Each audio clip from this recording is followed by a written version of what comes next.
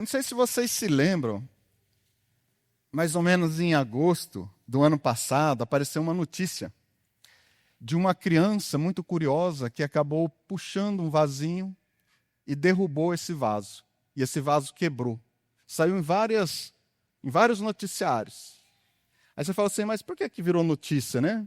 Uma criança quebrou um vaso? É complicado, mas acontece, né? É que o vaso estava dentro de um museu em Israel, e esse vaso tinha 3.500 anos de idade. A criança, movida pela curiosidade de saber o que tinha dentro do vaso, e o museu querendo dar aquela experiência imersiva, sabe? E não colocou nada em volta desse vaso, e a gente foi em Israel, a gente visitou um museu que era realmente assim. Se você quiser tocar, mas não pode, né? Mas está ali, tá aberto ali, eles têm essa visão dessa imersão, né? O museu não colocou nada em volta. E a criança queria saber o que tinha dentro. O que ela fez? Puxou o vaso. Quando ela puxa o vaso, puxou demais da conta, o vaso caiu e espatifou-se no chão. Um vaso de 3.500 anos, datado de antes do rei Davi. De antes do rei Davi. Né? 3.500 anos de idade. E era um vaso raríssimo, porque ele foi encontrado intacto. Bom, até aquele momento. Mas isso já aconteceu com vocês, irmãos? Não estou falando assim de quebrar um vaso no museu, né? Mas de você quebrar algo de um grande valor, de grande importância. E o que aconteceu lá, né? Mas tá, conta o final da história, né? O que aconteceu lá no museu? Bom, o museu juntou lá os cacos do vaso, levou para um especialista em restauração. Esse especialista, ele restaurou o vaso, fez novamente, colou todos os pedacinhos, e olha que interessante, chamou a família novamente para fazer uma visita no museu. Mas agora guiado com um funcionário ao lado. Né? Mas chamou essa visita, essa família. Acho que para dizer assim, olha, está tudo bem, né? Vem aqui, venha nos visitar. Mas isso já aconteceu com você alguma vez? Você já quebrou algo que tinha grande importância, grande valor para você, um valor sentimental ou um valor emocional? Você já quebrou alguma coisa assim que você olhou assim e falou assim, nossa, isso daí não tem mais como consertar? Não tem mais, está tão espatifado. O cachorrinho comeu tanto. O negócio está tão, como é que fala? Estalhaçado no chão, cheio, os cacos no chão. Você olha e fala assim, não, isso daí não tem mais jeito. Não tem mais como eu consertar isso daí. Vocês já chegaram a ter essa experiência? Já chegaram? Algumas pessoas aí estão balançando a cabeça e falando que sim. E essas coisas normalmente quebram, né? Ela nunca mais vai voltar como ela era antes. Né? Um vaso quebrado, ele vai ficar remendado. Aquele vaso que você herdou da sua bisavó, herança de família, né? Que a criança da visita foi lá e a bênção, né? Foi lá e derrubou o vaso. Aquele copo de cristal caríssimo que você ganhou lá no seu casamento, nunca usou, e naquele dia que você resolveu usar, na hora que você foi lavar, escorregou da sua mão, caiu na cozinha, virou um monte de cacos no chão.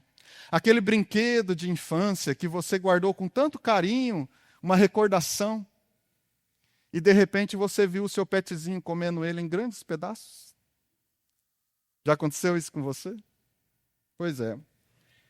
Mas, na verdade, amigos, não é só objetos que ficam quebrados.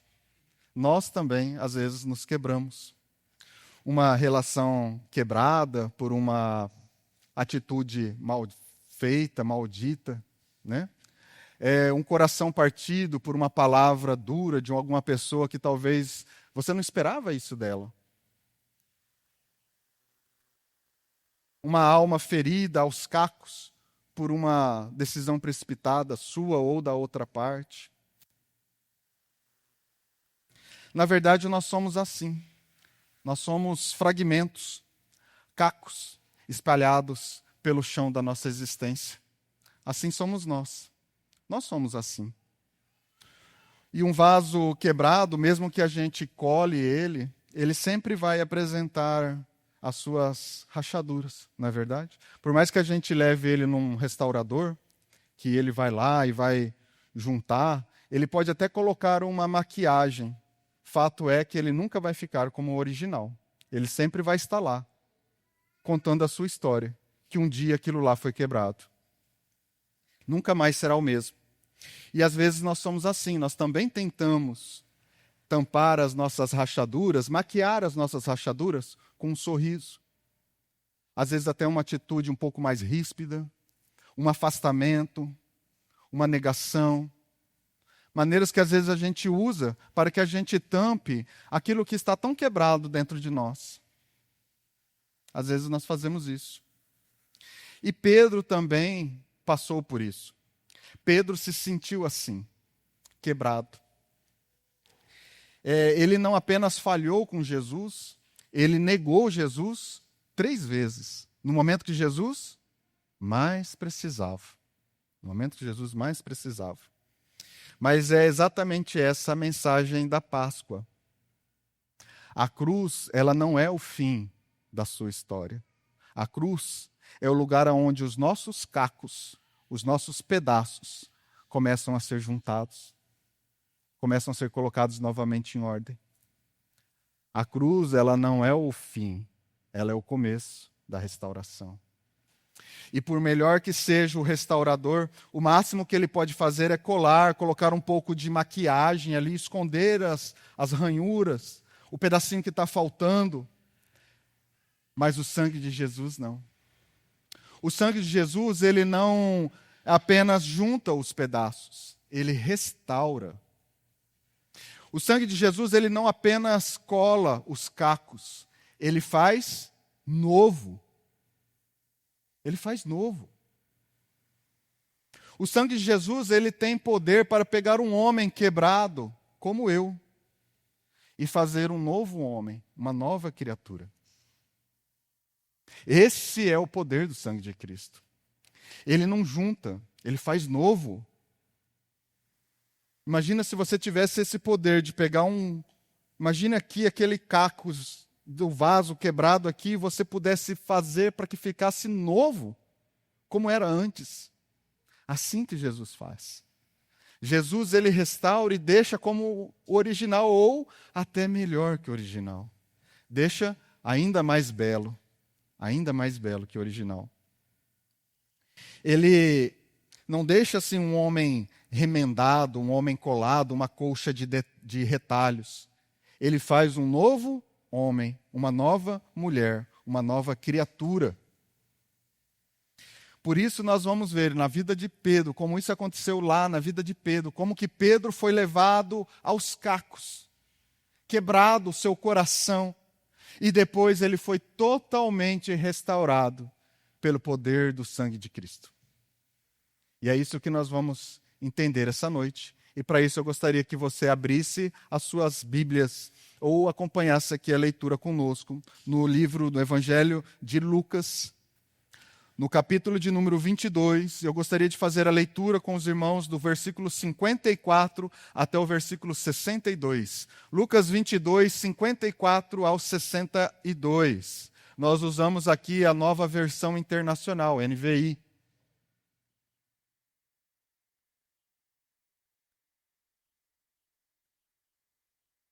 Amém? Gostaria de iniciar aqui a leitura. Pode estar acompanhando aqui, através das suas Bíblias. Então, prendendo quem? Jesus, tá? Levaram-no para a casa do sumo sacerdote. Pedro o seguia à distância. Mas, quando acenderam um fogo no meio do pátio e se sentaram ao redor dele, Pedro sentou-se com eles. Uma criada o viu sentado ali à luz do fogo. Olhou fixamente para ele e disse: este homem estava com ele. Mas ele negou: mulher, não o conheço. Pouco depois, um homem o viu e disse: você também é um deles. Homem, não sou, respondeu Pedro. Cerca de 1 hora mais tarde, outro afirmou: certamente, este homem estava com ele, pois é galileu.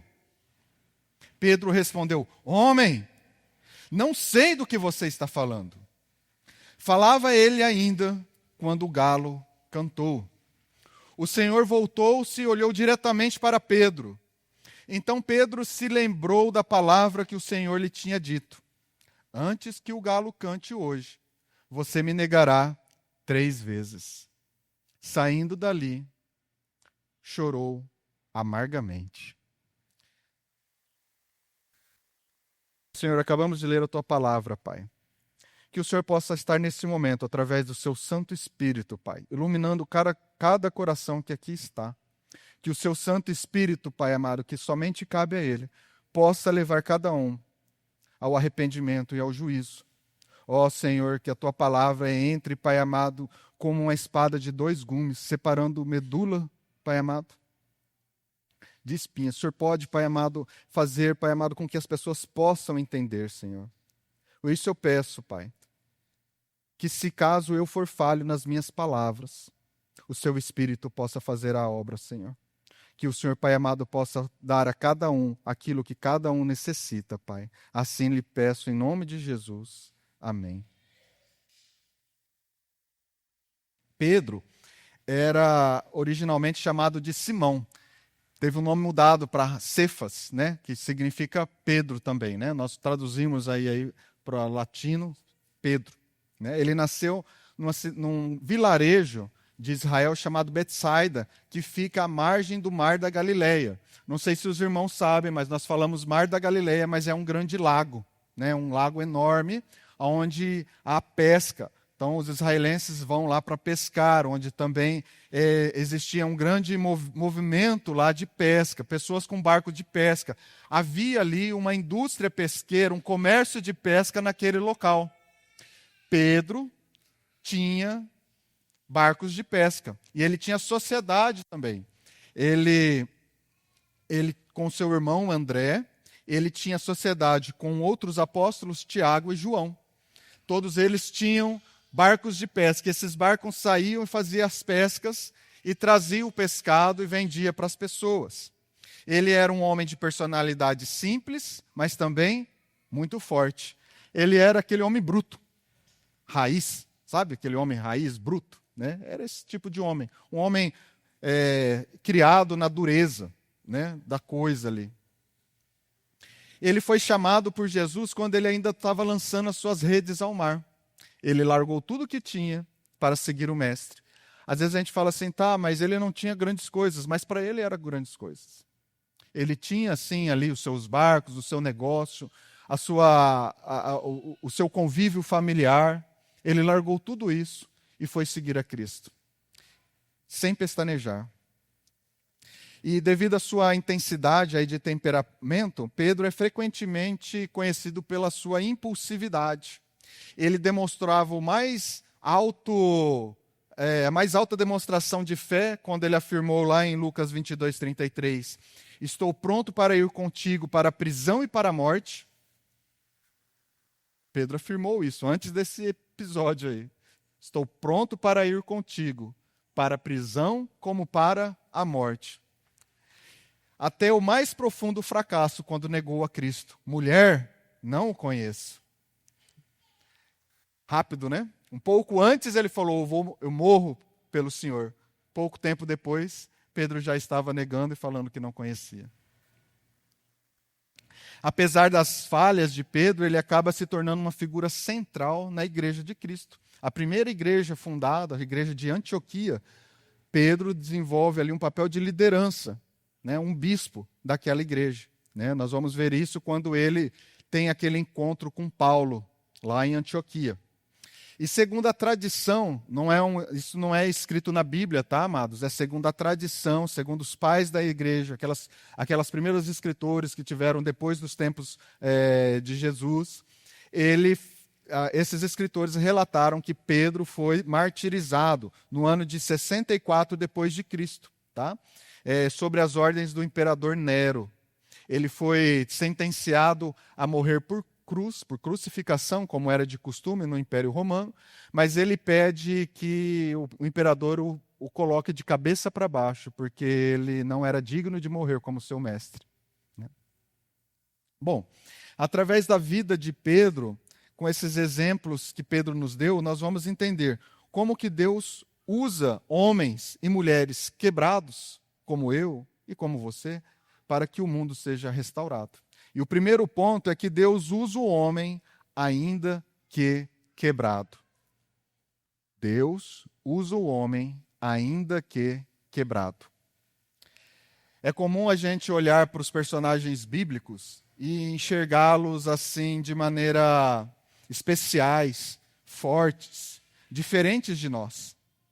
Nossa, como que Pedro conseguiu passar por isso? Como que Paulo, Tiago, João, você vê aqueles personagens e às vezes dá um distanciamento entre aquilo que é você vê, a sua cultura, a nossa formação. Talvez se Jesus passasse por aqui hoje e falasse assim, siga-me, largue tudo que você tem, siga-me. Muitos de nós que estamos aqui hoje não seguiria. A gente fala assim, é tão simples olhar e falar, né? Largar tudo e seguir, mas será que você estaria pronto para sair da sua casa, dos seus negócios, do seu conforto, do seu convívio familiar, toda aquela situação que você já tem ali estabelecida e saísse atrás de um homem chamado Jesus Cristo que você até então não sabia quem era? É muito difícil isso. Muito difícil isso. Mas a Bíblia, ela não esconde as fraquezas dessas pessoas. Muito pelo contrário, ela nos evidencia essas fraquezas. Para quê? Exatamente para nos trazer para perto. Para mostrar que esses homens e essas mulheres eram pessoas comuns, assim como nós. Pessoas comuns. Pessoas que viviam a sua vida. Você pode ver que Jesus, ao fazer os seus trabalhos, ele não vai lá procurar lá no templo. Lá onde, nas faculdades de teologia da época. Jesus busca no Mar da Galileia, onde estão os pescadores. Jesus busca nos subúrbios, nas vilas, nos lugares onde estão pessoas comuns, pessoas que vivem ali as suas vidas normais do dia a dia. Ele não buscou os grandes sábios da época, não foi atrás do sumo sacerdote, muito pelo contrário. Essas pessoas foram a que perseguiram Jesus através de perseguição política e injusta, usando de mentiras para conseguir fazer o que fizeram com Jesus Cristo. Jesus usa pessoas comuns, como eu e você, justamente para que a gente entenda que ele usa vasos quebrados, pessoas quebradas, como eu e você. Você se lembra daquele vaso que nós falamos no início? Aquele vaso lá de 3.500 anos? Pois é. Ele parecia duro, forte, imponente. Ele durou ali 3.500 anos intacto. Mas bastou uma criança curiosa de 4 anos para demonstrar a fragilidade do vaso. E às vezes somos assim. Exteriormente, nós achamos que somos duros, fortes, não, está tudo bem comigo. Está tudo bem. Não preciso de ajuda, não preciso de tratamento, não preciso de remédio, não preciso de médico, não preciso de psicólogo, não preciso de pastor, não preciso de mulher, não preciso de irmão, não preciso de filho. Eu sou o cara, eu consigo, eu me subsisto, eu consigo fazer com a mim mesmo e pronto. Eu me basto. Basta uma criança de 4 anos, curiosa, para derrubar esse vaso no chão. E ele ficar aos cacos no chão. Não precisa de muita coisa, não.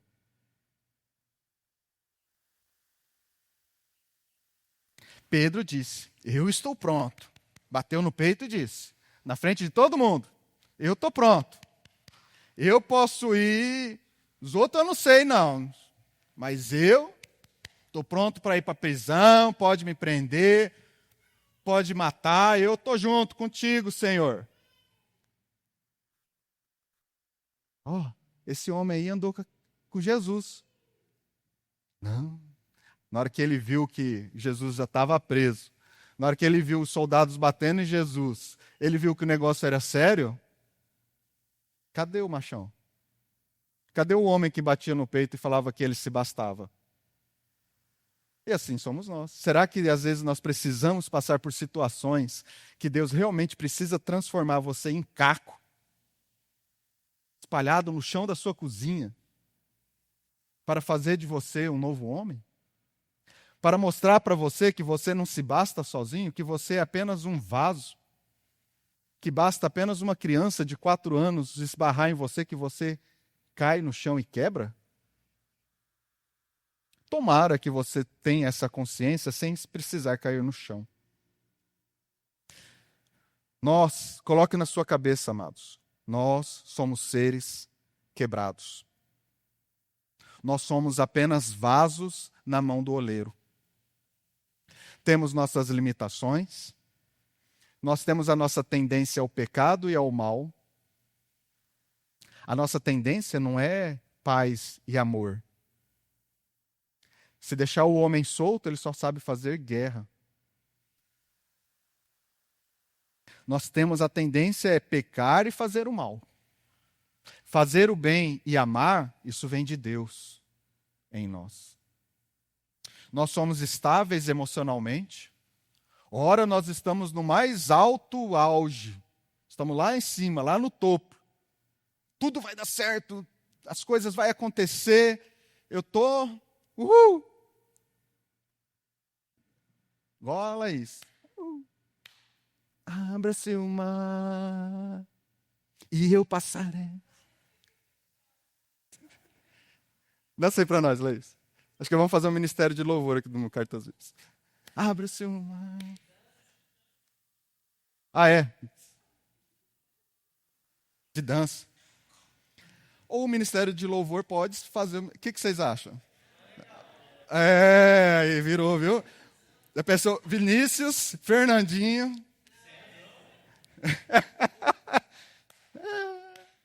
Vai ser legal. Nós temos o apoio da igreja. Onde nós estávamos? Bom, nós somos instáveis emocionalmente. Essa é a verdade. Ora, nós estamos lá no alto, falando que nós podemos ir para a prisão, podemos morrer por Jesus. Ora, nós estamos lá embaixo. Nada vai dar certo na minha vida. Nós somos assim. Nós somos seres instáveis. Por ser seres instáveis, voltados ao pecado, fazemos o mal. Você acha que a gente se basta? Você acha mesmo que você consegue sozinho resolver as suas pendengas? Consegue não. Gostaria de voltar com os irmãos lá no verso 61 do nosso texto base. Lucas 22, 61. Vejam isso. Eu gostaria de chamar a atenção para vocês. Acho que talvez passou um pouco rápido, desapercebido, mas vamos olhar com um pouco mais de atenção. E eu gostaria que os irmãos agora, nesse momento, tivessem assim, um olhar assim, imaginativo, sabe? Se coloque lá no lugar, lá onde esse texto está falando, e veja se vocês conseguem olhar esse... Coloca aí para mim no telão aí, aqui nas televisões. Lucas 22, 61.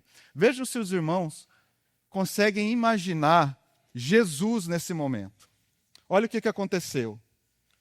Quando ele negou Jesus, Pedro nega Jesus por 3 vezes. No terceira vez que ele nega Jesus, perceberam o que acontece?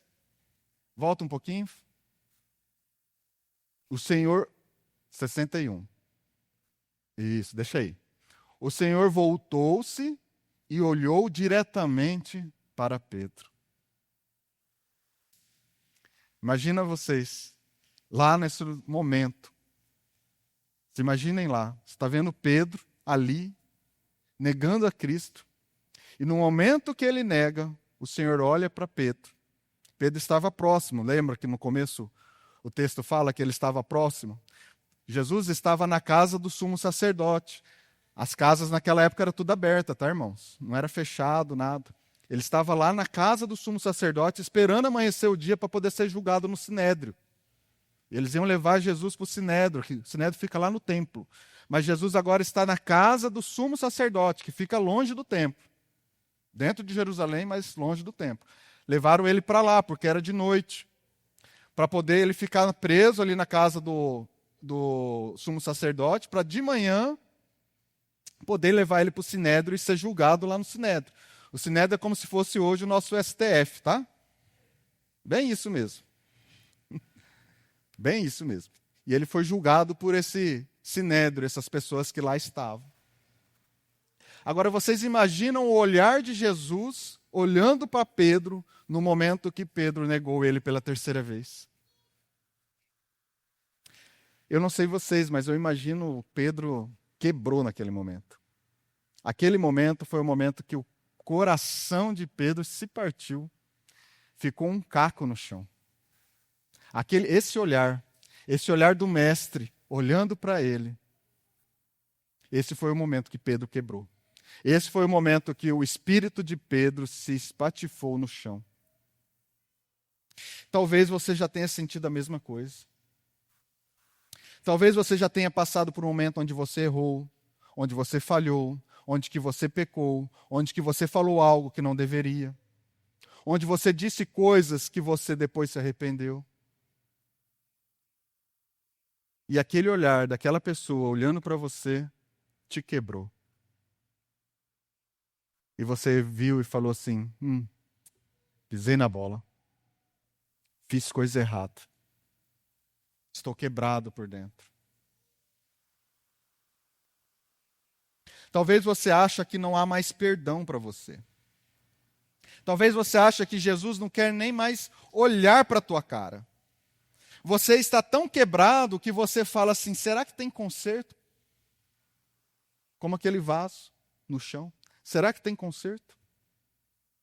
Mas eu gostaria de lembrar vocês que Jesus não olhou para Pedro com um olhar de desprezo. Não olhou para Pedro com um olhar de acusação.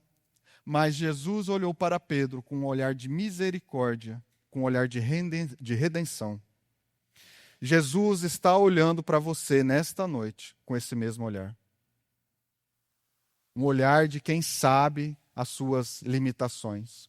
Um olhar de que sabe que você é um ser quebrado. Que é um ser que tem as suas limitações, que tem os seus pecados.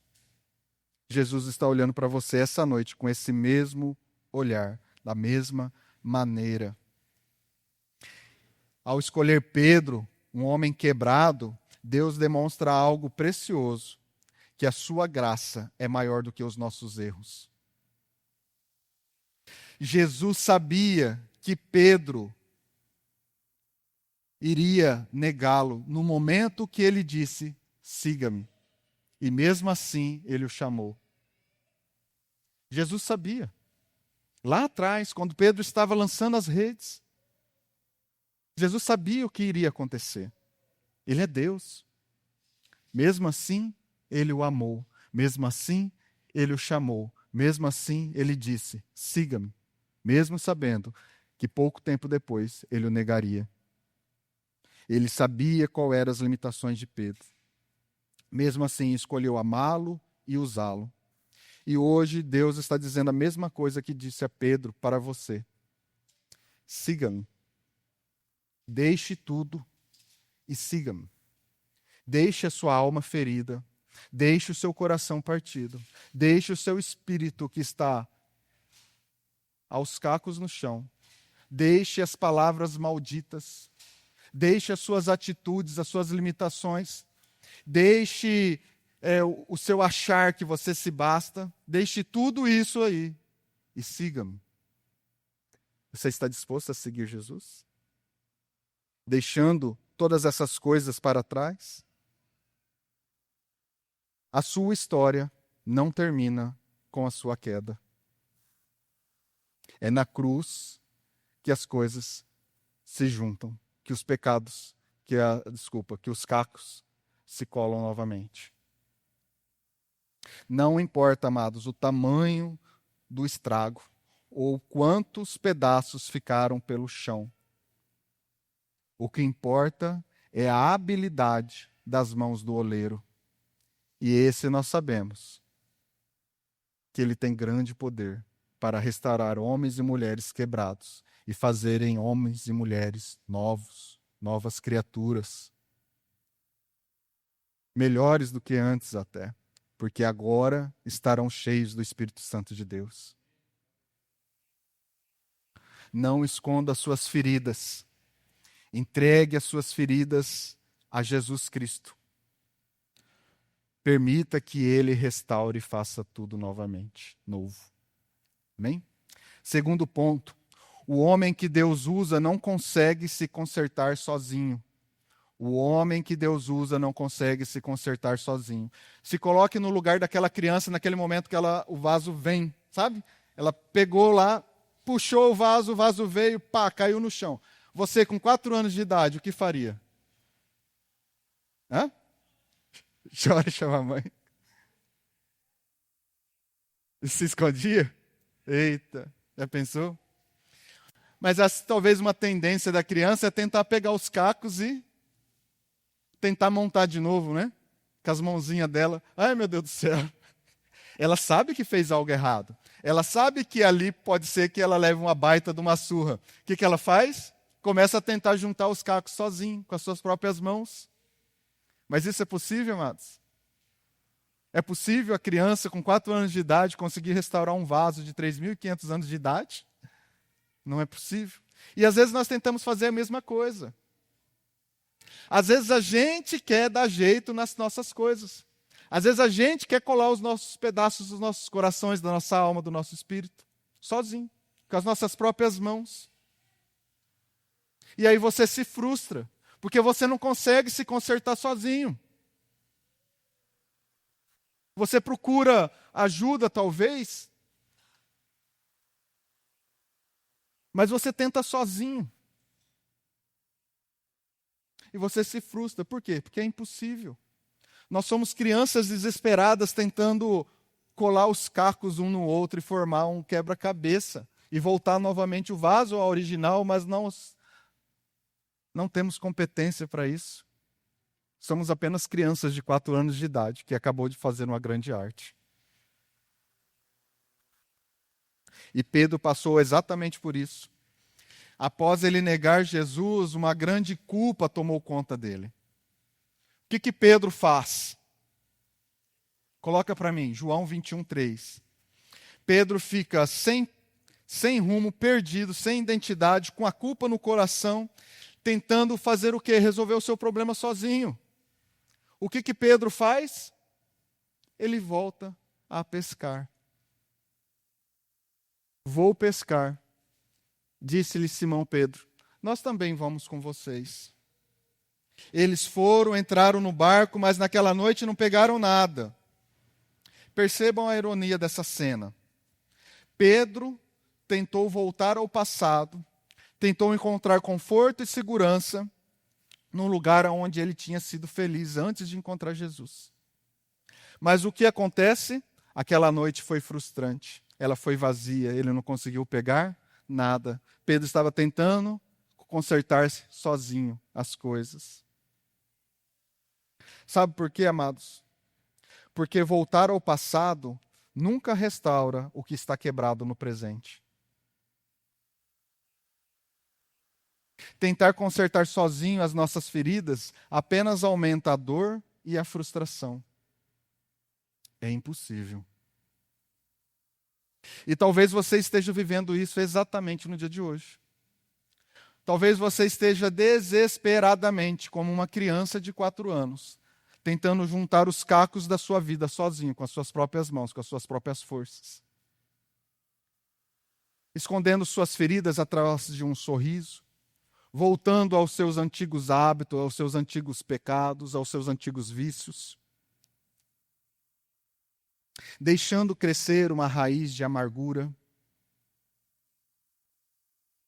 tentando esquecer ou fingir que nada aconteceu. Mas você percebeu que isso que você está fazendo não está funcionando? Que isso que você está fazendo sozinho, com as suas próprias forças, não está levando você a um processo de cura e de restauração? Entenda, amados, nós somos seres quebrados e precisamos que Jesus Cristo nos restaure. Somente Ele tem poder para isso. Somente Jesus Cristo. Assim como aquele vaso foi levado para um especialista, para aquele especialista poder restaurar o vaso, nós também precisamos levar os cacos para Jesus e apresentar para Ele. Apresentar para o Mestre e dizer para Ele. Por isso eu queria convidar você a fazer uma oração hoje. Se assim você o quiser. Abaixe a sua cabeça, faça essa oração. Senhor, eu tentei, Pai, consertar minha vida sozinho. Mas, Senhor, eu não estou conseguindo. Eu não estou dando conta. Senhor, eu preciso de Ti. Restaura-me, Pai, por completo. Estou entregando nas Tuas mãos o meu coração quebrado, a minha alma quebrada e o meu espírito todo em cacos, para que o Senhor restaure e faça de mim um novo homem, faça de mim uma nova mulher, em nome de Jesus. Amém. Deus não está esperando que você se conserte sozinho. Deus está esperando que você entregue-se completamente a Ele. Terceiro e último ponto, para concluirmos. O homem que Deus usa é restaurado completamente pelo sangue de Cristo.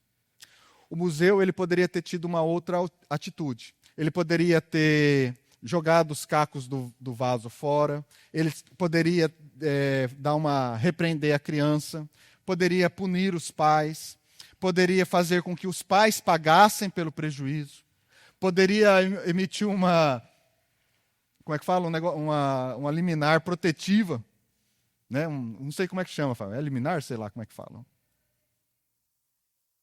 Amém. Uma medida protetiva para que os pais não se aproximassem a tantos metros do museu. Tudo isso poderia até ser justificável, afinal, era um vaso de 3.500 anos que não tem outro igual. Não dá para substituir, não dá para ele pedir no Mercado Livre um vaso de 3.500 anos para colocar no lugar. Mas eles escolheram outro caminho e foram felizes nisso, porque eles escolheram o caminho da redenção. O caminho da redenção. Eles levaram os cacos por um especialista, o especialista arrumou, voltou o vaso lá, e eles chamaram a família para fazer uma nova visita no museu. Para dizer, olha, vocês estão perdoados. O vaso está aí, ó. Remendado, mas está aí.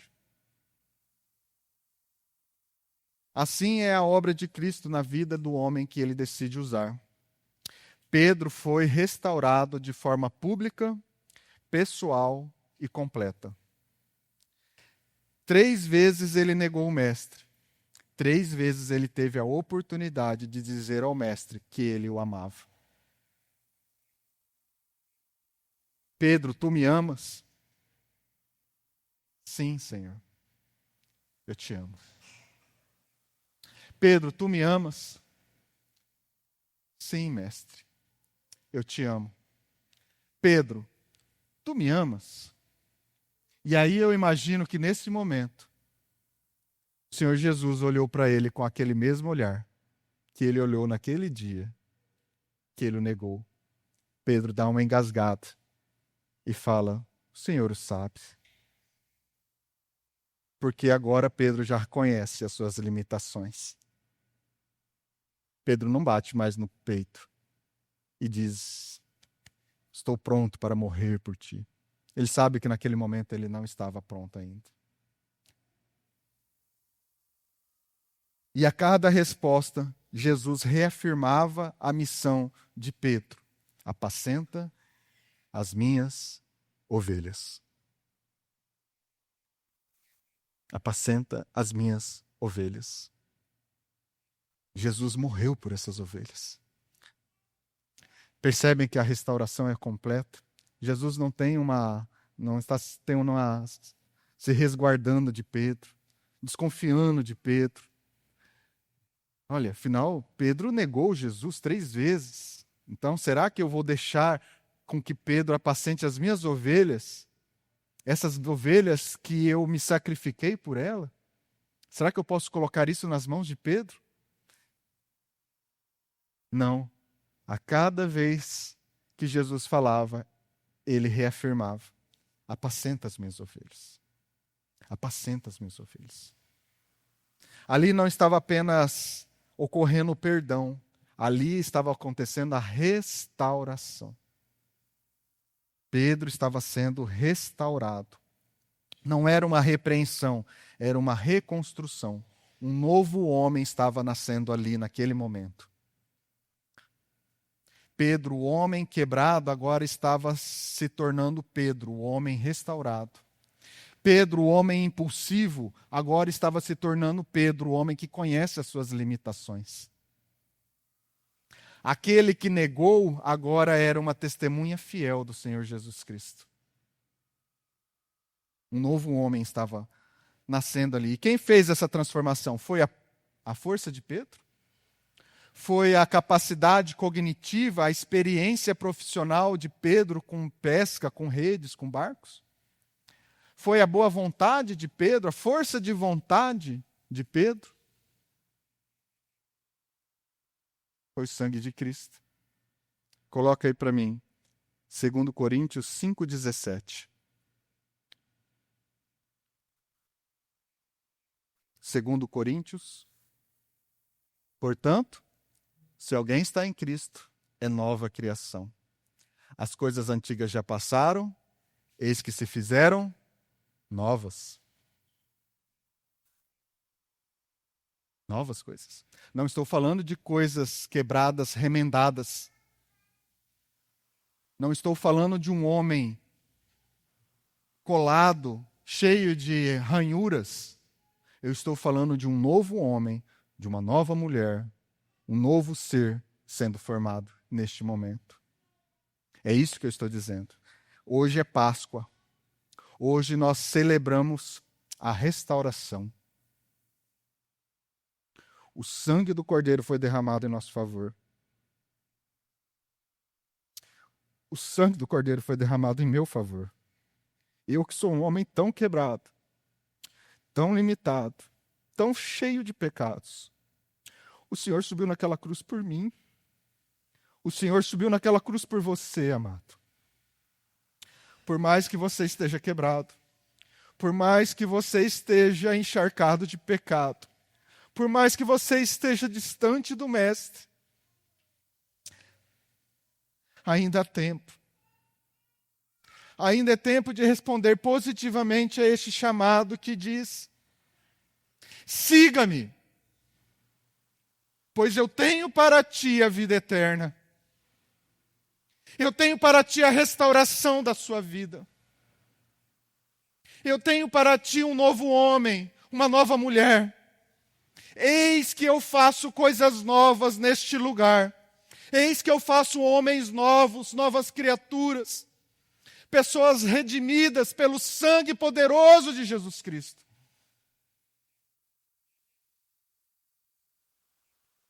Por mais que você tenha pecado, por mais que você ache que não há conserto para a sua vida, diante de você nesse momento está o grande restaurador e o grande oleiro, e ele está dizendo para você: entregue os cacos da sua vida na minha mão, que eu farei coisas novas. Eu vou te restaurar por completo, eu vou fazer de você uma nova mulher, eu vou te fazer de você um novo homem, uma nova criatura, e eu vou colocar o meu espírito em você. E a ti eu entregarei vestes novas, eu lavarei você, eu deixarei a sua alma nova, limpa, alva como a neve. E darei a você alimento, darei a você água viva, e levarei você para as verdes pastagens. Hoje é Páscoa. Hoje pode ser a sua Páscoa. Hoje pode ser o seu momento de entregar a Deus a tua vida e dizer: restaura-me, Senhor. Restaura-me. Eu não me basto. Eu sou um homem limitado. Preciso de conserto. Preciso que o Senhor me conserte. Eu não me basto.